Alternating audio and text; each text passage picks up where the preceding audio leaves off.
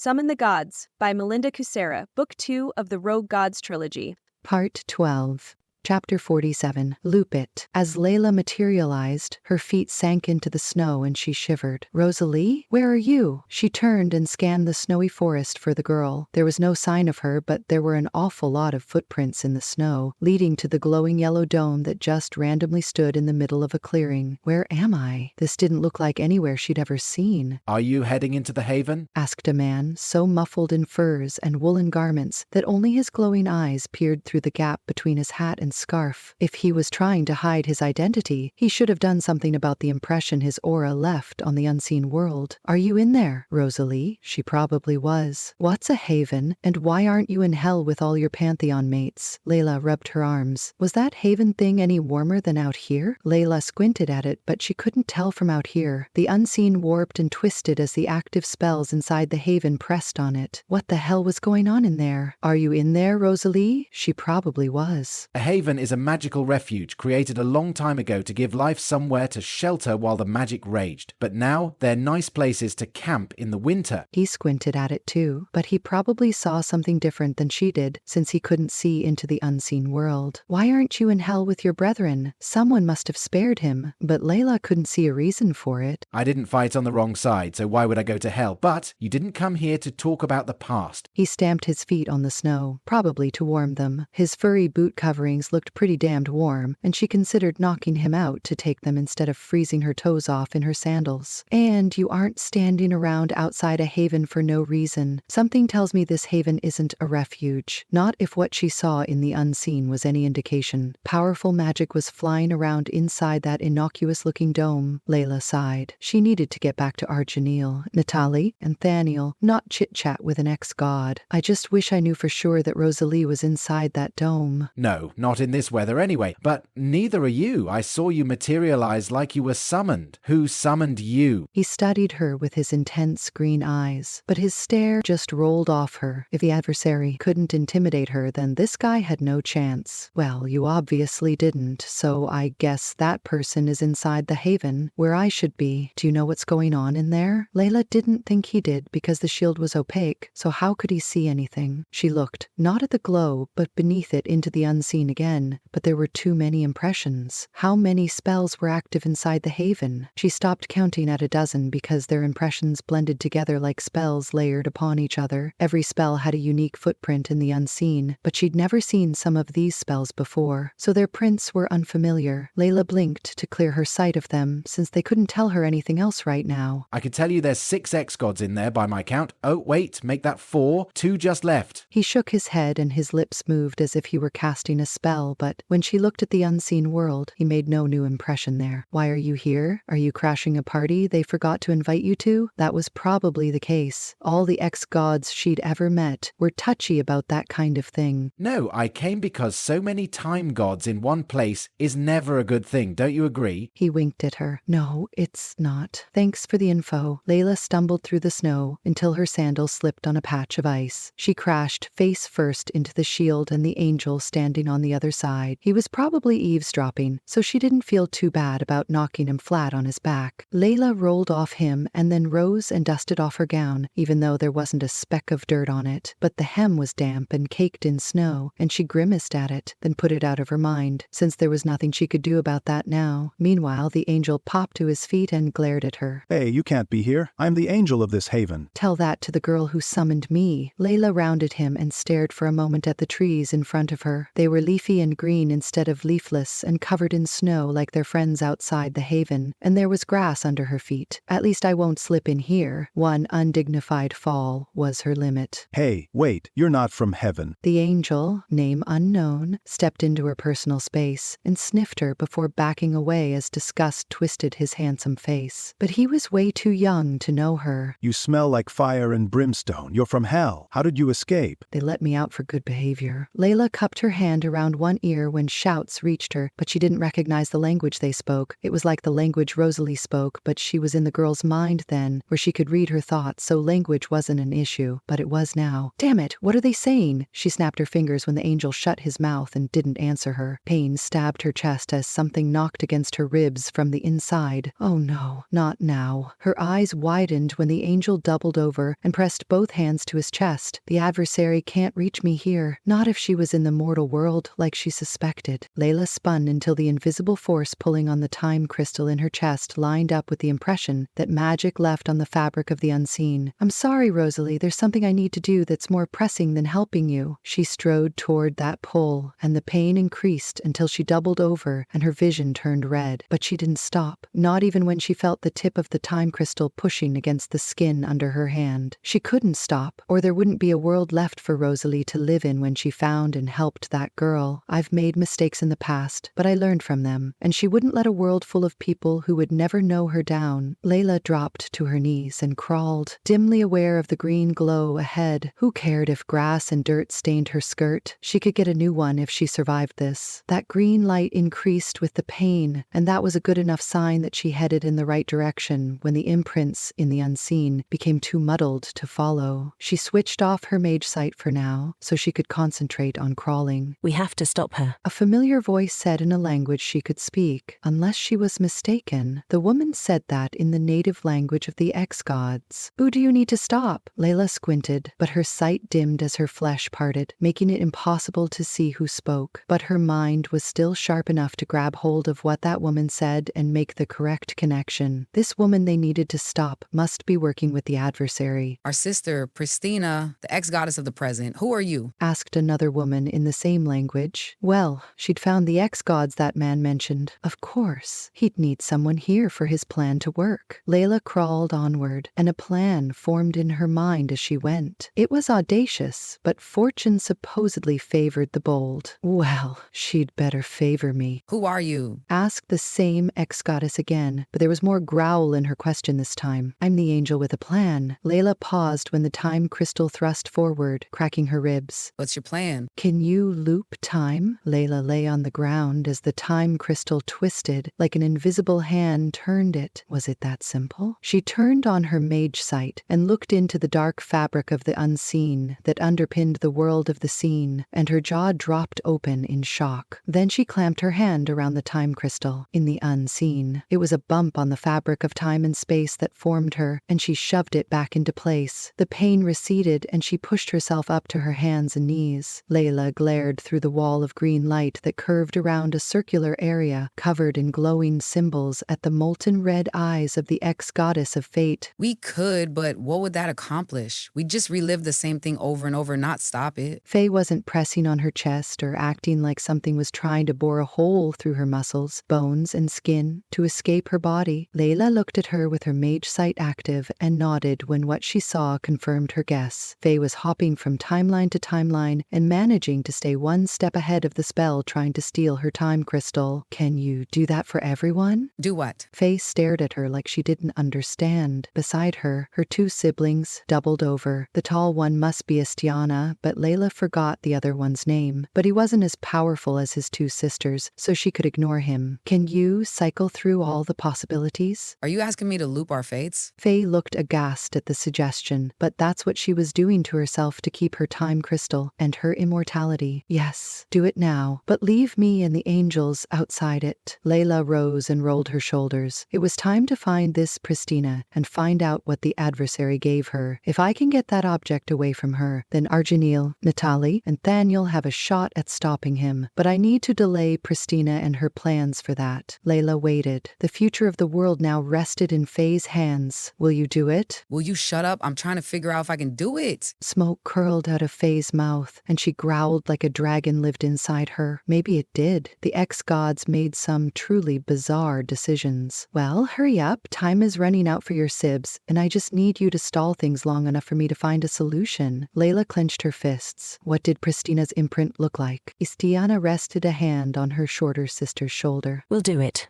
We'll both help you, won't we? Istiana glared at her twin, and he nodded like a good brother should. Go. Do what you can. We'll get you that distraction. Thank you. Layla turned, but Faye shouted one last question as she strode away. Who are you? I'm the angel who will make sure we all have time to do whatever we want, not what the adversary or this Pristina wants. That's all you need to know about me. Layla reached into the unseen, dug her fingers into its fabric, and wrapped it around herself. To their eyes, she vanished, but she was still there, stalking her enemy. I'm coming, Rosalie. I got sidetracked for a moment, but I'm back on track now. Hang on for a few minutes longer.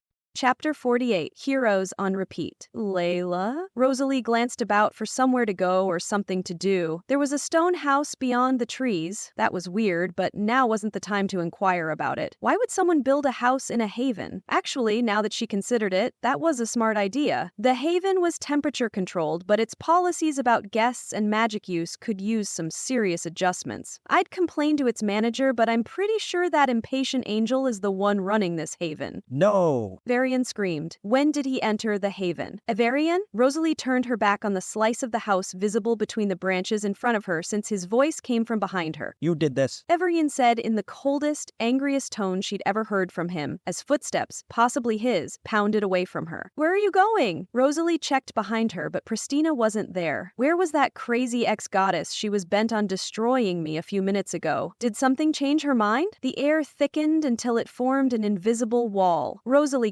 crashed into it and then rubbed her nose. Ouch! That hurt! Under her feet, glowing white lines shot through the earth, and the ground shook as it cracked open. Ugh. You fool. I told you not to do any more time traveling. Faye growled. Why couldn't you listen to me? She must be talking to Avarian. Rosalie pushed against the invisible barrier in front of her until it disappeared. Green light blinded her, then vanished, as if something yanked it away. Maybe Sarn did that. He was certainly powerful enough to do it. I hope he did it. At least he's mostly harmless. If someone else grabbed all that power, then I'm in serious trouble. That was a chilling thought, and she shivered as she shoved a branch aside, revealing the spell circle finally falling to pieces. Oh, thank God. Mom should be free now. Will she recognize me? Glowing symbols flew away from where the spell circle stood before, but Rosalie ignored them as she hurried toward it. They were likely just detritus from the dissolution of the spell. Avarian! What's happening? Rosalie skidded to a stop as the ground split open in front of her, and the crack widened as it ran away from her into a crevasse of unknown depth. How can I reach him? Rosalie glanced around for a log or something to bridge the widening gap. It was already too wide for her to jump over. Something struck her in the chest, and the world started to white out until a woman, covered in fur, struck her from behind and knocked her to the ground. No! Avarian shouted. Faye, did you do it? Layla shouted from somewhere to her left. So she did come. Yes, but I still don't see how this will help anything. Faye said as time rewound. Rosalie skidded to a stop in front of the crevasse again, but this time she glared at a glowing green sigil spinning end over end toward her. So what if it had 6 sharp points like a throwing star? It can't hurt me. Sarn's a sweetheart. His magic doesn't harm people. Rosalie couldn't move anyway. Her feet were stuck to the ground. It won't hurt me. There can't be any timeline where his magic harms anyone. What are you doing? Layla yanked her aside, and the sigil spun through the spot she had just occupied. I couldn't move. Rosalie tugged her arm free, since she could do something other than stare now. So you just stood there and stared at your death speeding toward you? Layla stared at her, and Rosalie stared back. That thing wouldn't have harmed me. I know whose magic infuses it. That wasn't important right now. But Layla's altered appearance was. Rosalie stared at her glowing violet eyes and reached out to touch her feathered wings. Why didn't you tell me you're an angel? I wouldn't have doubted your intentions. Because I wasn't myself for a long while. But I'm back. At least I think I am. Layla ran her hands through her long black hair. Can we discuss this later? We have an ex-goddess to stop. How do we do that? In case you haven't noticed, she's on a whole other power level than I am. Rosalie scanned the area in case speaking about her summoned the ex-goddess, but Pristina didn't pop out and try to kill her. Look, we don't have long to talk, and I need you to know a few things. Layla glanced over her shoulder at the other ex-gods, but they stood stock still, hand in hand as if in a trance. What are they doing? Rosalie Rosalie waved to them. They're looping time, but I asked them to pause the loop so I could talk to you. Layla wrung her hands. What do you need me to do? Rosalie squared her shoulders. I came back here to stop the timeline from breaking, and I won't back down now just because there's a mad goddess mixed up in things. I need you to distract Pristina. For some reason, she's obsessed with destroying you. I need you to use that. Keep her looking only at you. Can you do that for me? Layla reached across the space between them and clasped both her hands in hers. I know it's dangerous, but I need time and I think you can buy it for me. That's ironic considering there are 4 time gods here. Rosalie laughed and almost choked on that laughter when a man spoke from behind her. He wasn't Ivarian. Actually, there are 5 time gods. Rosalie turned and her hands slipped out of Layla's warm, firm grip. Who are you? It was the rude guy she ran into outside the haven. Since when was he an ex-god? I'm Jennar, ex-god of memory. He removed his scarf, revealing a face that was paler than Faye's but still quite similar to hers. So that's why he covered his face. You might not have noticed, but when you remember past events, you're interacting with your own personal timeline. So that makes me a kind of time god in the ways that matter. I'll take your word for that. How can you help? Because nothing he just said sounded like something they could use. Then it hit her and Rosalie's mouth dropped open as she searched for words. What had that alternate version of her said when she went down to look for the subterranean farms with Ran and Nerul? I will find out what the earth remembers and the trees forgot, Rosalie said as she remembered. Jennar bowed his head to her. Do you know the rest of that old poem? No, how does it go? Rosalie felt her feet sliding as the time loop pulled her back to the crevasse and the spinning glyph. I still won't dodge it. Sarn would never hurt me. The minute he realizes his magic's scattered about doing things he doesn't want, he'll stop it. And she wouldn't bend on that. The earth remembers what the trees forgot, that time moves on but memory does not. In the mind, today and yesterday meet, and we live 100 tomorrows in every heartbeat. Jennar said as Rosalie slid back to the crevasse where the glyph spun toward her chest again. A woman struck her from behind and knocked her down. Then time rewound again, but her mind retained the memories of all 3 times she relived this one event. How can I buy Layla time when I can't even see Pristina? A bolt of power sailed over her head, answering that question. Pristina ran toward her, but her savior grabbed hold of her ankles and dragged her behind a tree. Who are you? Rosalie tried to stare at the woman who looked like a perfect blend of wolf and woman. Fur covered her instead of clothes, but somehow it kept her modesty intact, assuming this shapeshifter had such a thing. I'm trying to save my baby. Who are you? And why do we keep reliving the last few minutes? Asked her lupine savior. She also had glowing green eyes, but of course she would, since shapeshifting was a form of earth magic. I'm Rosalie, and I'm here to save the timeline. At least that was my mission. Now it's shifted to distracting that woman so another woman can stop her from destroying all of time. Rosalie pointed at Pristina as the ex-goddess appeared between the thick boles of the trees hiding them. I don't understand. What does that have to do with the wild hunt and their plan to summon their leader? The shapeshifter crouched beside her, arms hanging loosely at her sides, so her claws just brushed the ground. Behind the shapeshifter woman, a wolf poked his muzzle through the leaves of a bush until he could rest his head on her shoulder. He also had glowing green eyes that narrowed as they took her measure. Rosalie sat up and glanced around for some way to do what Layla asked. How can I distract Pristina? And why does she want to destroy me? What did I ever do to her? I just met her. Maybe the ex-goddess was crazy. Living for thousands of years may have eroded what sanity she had left. After all, it must be hard to watch everyone she knew die or end up in hell because they backed the wrong side of a war. But Faye lived through the same thing and she was quite sane. Rosalie gave up trying to figure out what sent Pristina on this destructive path because there was no way to know. Why are we able to talk this time when, before this, time kept looping back on itself? Asked the shapeshifter woman, but the wolf glared at her too, waiting for her reply. Rosalie glanced down at her tingling hands and remembered Layla gripping them both. Did she alter something about me or the time loop? I think that's my friend's doing. Rosalie stood because she was supposed to be keeping Pristina busy, not stopping to chat with some friendly shapeshifters. I hope you find your baby. When you do, get her as far away from here as you can. Before they could stop her, Rosalie stepped out from behind the trees and waved. Hey, are you looking for me? In answer, Pristina pointed at her and power leapt off her finger, hurling a lightning bolt at her. Rosalie ducked as her feet slid on the ground, dragging her back to the crevasse class, but she glanced over her shoulder and grinned when Pristina also slid. No, this can't be happening. I'm a time goddess. She screamed as the time loop yanked her back to where she was when Faye and Istiana looped time. Maybe their brother helped too. For Ivarian's sake, she hoped so. Where's Ivarian? Rosalie scanned the haven for him as she returned to her place. This time, she didn't look at the sigil speeding toward her. Another woman appeared in front of her, wearing the exact same dress, and her hair was the same cut, color, and length. The woman shuddered and fell backward, knocking Rosalie free of whatever held her there. She threw out her arm and caught that other version of herself as the girl shook and glowed. That girl exploded into a shower of sparks as Ivarian shouted. Rosalie stared in horror as Ivarian ran toward her until something made him stop and spin to face away from her. He jerked forward as if struck from behind by an invisible weapon, but she would have seen if someone hit him since she stared at his back and there was no one behind him. Except me, but I'm too far away and I wouldn't hit him. Ivarian folded like nothing held him up anymore. As he landed on the ground, something flew away from him toward the grinning goddess on the other side of the sigils and circles drawn in the dirt where the spell circles stood before it fell. Don't let her take it, said her double, as pain flashed across her palm. The Rosalie from another timeline grasped her hand, palm to palm, bleeding cut to bleeding cut. The circle binds us, witches to magic users, for we're both bled through life until we're dead. With my blood, I bind us until we're nothing more than magic threads. Take what power I have left, save all the futures for all of us. The other, Rosalie, relaxed her hold as her power poured into Rosalie, and she knew just what to do with it. When her doppelganger shattered into gleaming shards, she wiped her bloody hand across her bosom and commanded that blood to form armor like the demon she fought under Mount Eredrin. Then she charged. Let's see her dodge this.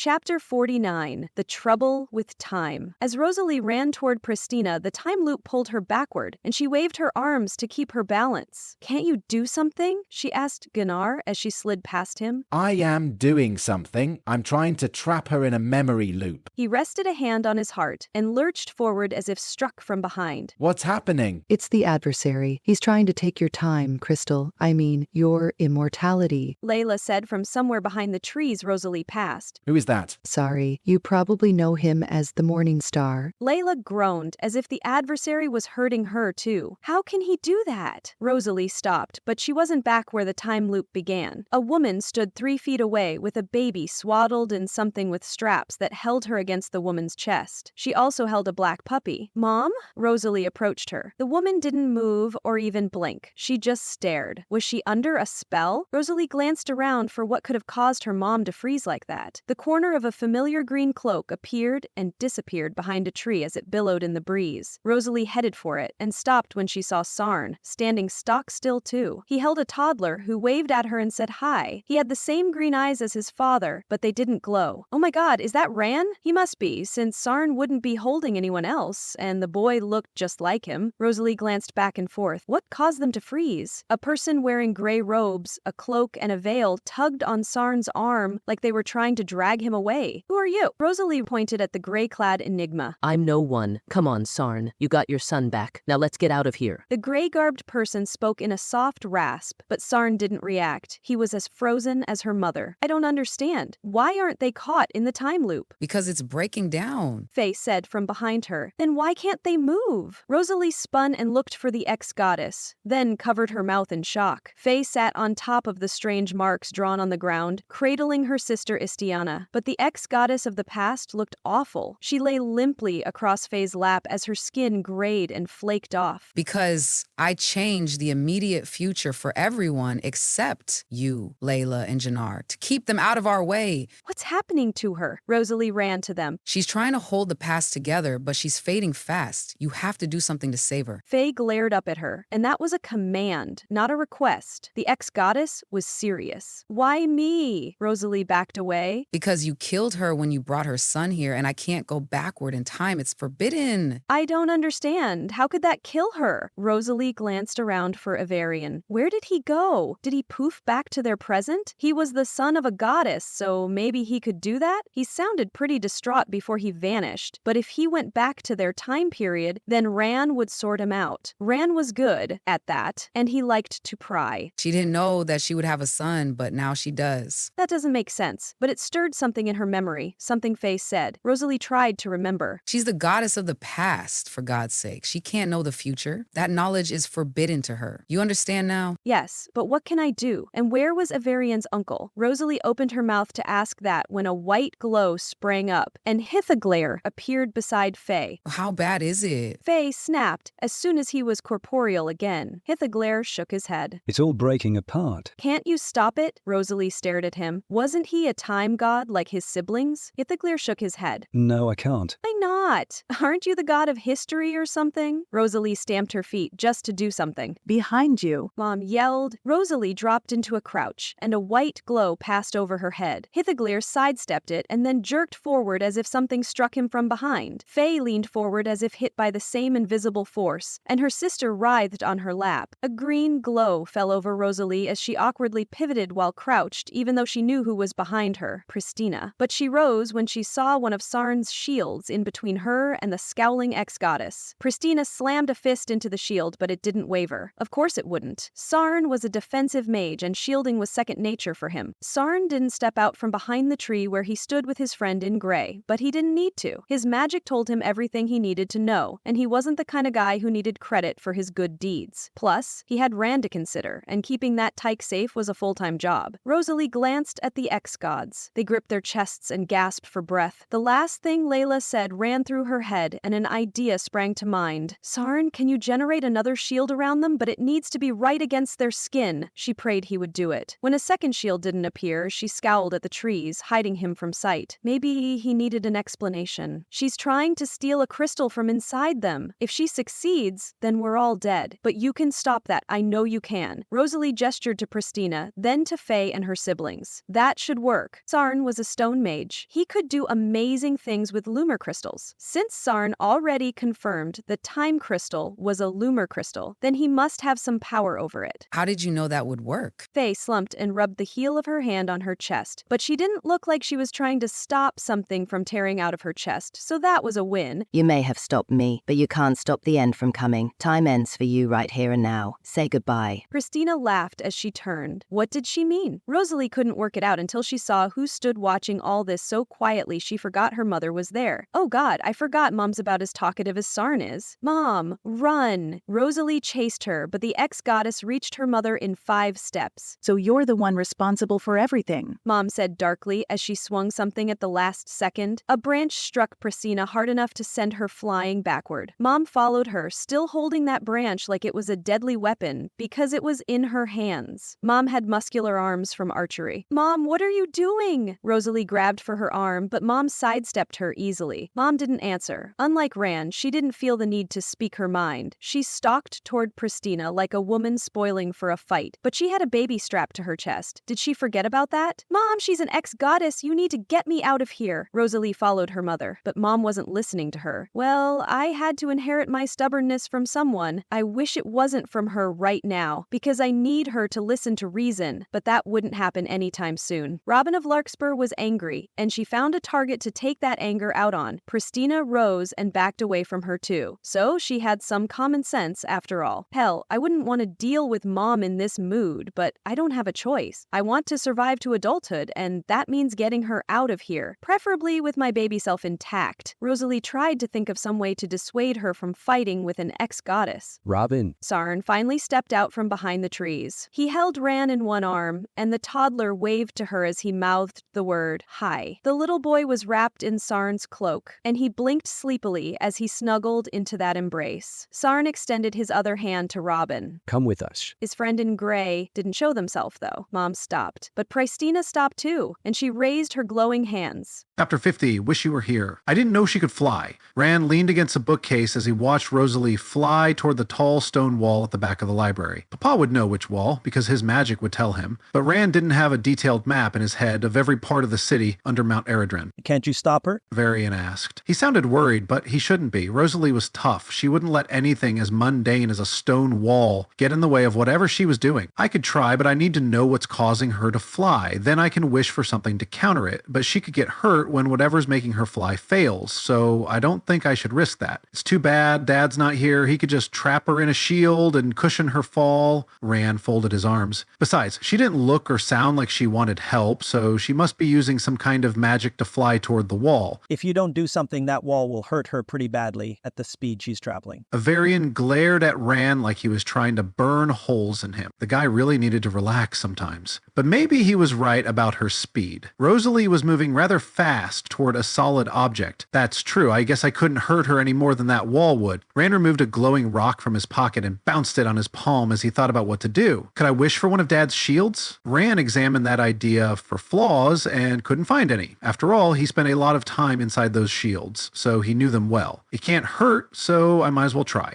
But for a wish like that, where he needed to make something out of nothing, he'd have to tie it to himself so that his own reserves powered it. The floor shook as Rosalie became translucent, and the back half of the library folded itself in half, as if it were a drawing of a stone floor rather than an actual one. Darkness filled in the spaces where the floor used to be, and that couldn't be good for the mountain. What's happening? Myran asked from another aisle. I don't know. Rand stopped, bouncing the stone on his palm. Now might not be a good time to wish for anything, at least not until he knew what to wish for. What's happening? Avarian shouted. If I knew that, I'd know how to stop it, Rand yelled back. But that should be obvious by now. He shouldn't have to keep telling people that. Avarian rose off the floor like an invisible force lifted him and flung him at the wall, but he disappeared before he hit it. Maybe he used the same magic that Rosalie used, Rand shrugged. Good luck, my friends. With that well-wish sent, Rand put them both out of mind. He had larger problems than two of his friends disappearing. Around him, the library warped and twisted as if a giant crushed it between its hands. But there was no giant, so it must be some kind of magic. I wish you were here, Dad, because that looks like earth magic, and that's kind of your thing. But wishes were his thing, so Rand bounced the white rock on his palm again as the library collapsed around him, leaving an island in the middle of a chasm. Me too. He would know what was going on. Uncle Mirren hobbled to his side and hugged him. I'm so glad you're okay. I was so afraid I'd lose you. Nah, you can't get rid of me. You're stuck with me for life. Rand returned the hug, then tossed the rock into the air since he'd charged it enough already. It didn't need any more of his magic to anchor his next wish. I wish you were here right now with us, Dad. We could really use your help. Rand didn't even need to close his eyes and imagine what he wished for. He could see his father clearly enough with his eyes wide open. More of Mount Eredren collapsed, but it didn't make a sound. And that was weird because falling rocks always made a sound when they struck something.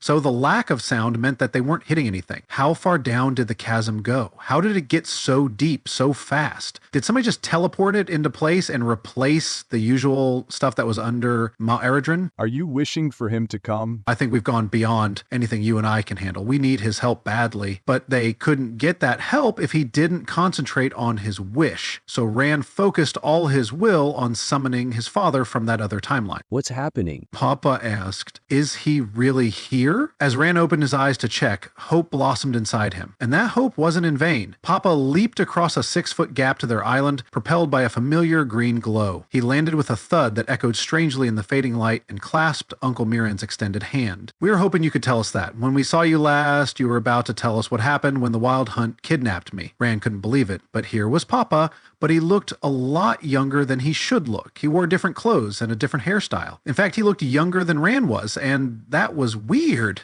I didn't go to this timeline thing or do any time travel so I could avoid any weirdness. I didn't want to meet a younger version of Papa, but all that time magic and time weirdness came to him instead. This is all Rosalie's fault. She did something to cause the wrong version of Papa to show up. That was the only explanation that made sense. I don't know what happened. I got you back and took down the spell circle, trapping us, and then something else trapped me because I couldn't move. When it released me, I grabbed Robin and we left. Papa stared at him too. Was he expecting me to be younger? Are you sure nothing else happened? Rand didn't know what to make of this version of Papa. Could he have come directly from the incident with the Wild Hunt and the summoning? Papa looked about the right age for that, late teens, but wouldn't he wear his cloak since that happened in winter? I hope he didn't come from there because that would be weird. Just two women fighting. Then the ground broke apart. Papa faded and Rand cursed himself for letting his attention wander. The wish lost power and he lost Papa again, but they still needed his help. I wish you were here, Papa, but I wish the right version of you came this time. The one that knows you have a son that's 21 years old. I want that Papa to come here, please. Rand caught the white rock falling toward him and bounced it on his palm to charge it as he repeated his compound wish 3 times. What are you doing? Uncle Mirren tapped his arm. Are you wishing for him to come back? Yes. Aren't you wishing for the same thing? Rand bounced the rock and repeated his wish 3 extra times, just in case. Yes. Can you manifest 2 wishes so close together without harming yourself? Because I'm not explaining that to your dad Dad, if you pass out right after we summon him. You know what your father's like. Uncle Mirren glanced around like he thought someone might be listening to their conversation, but darkness surrounded this section of the stone floor. A few bookshelves stood at the other end of the island, and the ceiling was still there because light shone down on them from the cluster of lumer crystals directly above, spotlighting them. Did anyone else survive when the library collapsed into darkness? If Rosalie was right, then this wasn't the correct timeline. What did that mean for the people who fell when the floor dropped away? Were they really dead? Or just on another timeline, living a life free of demons? Could we cross over to that timeline and get away from them too? Rand considered this. On the face of it, it seemed like a simple wish, but it was probably complicated. Rand, are you sure you should make another wish now? Maybe you should wait a bit. Uncle Mirren regarded him with worried eyes. Doesn't matter. If I don't do something soon, we'll fall into the deep chasm that surrounds us when whatever's holding us up falls. And I don't know about you, but I don't want to fall into a deep hole that doesn't seem to have a bottom. Rand bounced the stone on his palm as he thought about the nature of time. Were timelines straight like a good trail or winding? Did they intersect each other or bend away? How do you know it's bottomless? Uncle Mirren walked to the edge and glanced down. Rand caught the rock and dragged his uncle back to the middle of what remained of the library. He may have lost everyone he knew on this timeline, but he couldn't lose his uncle too. Rand wrapped an arm around his uncle. Did you hear a crash or a thud when the rest of the library collapsed? Well, I didn't.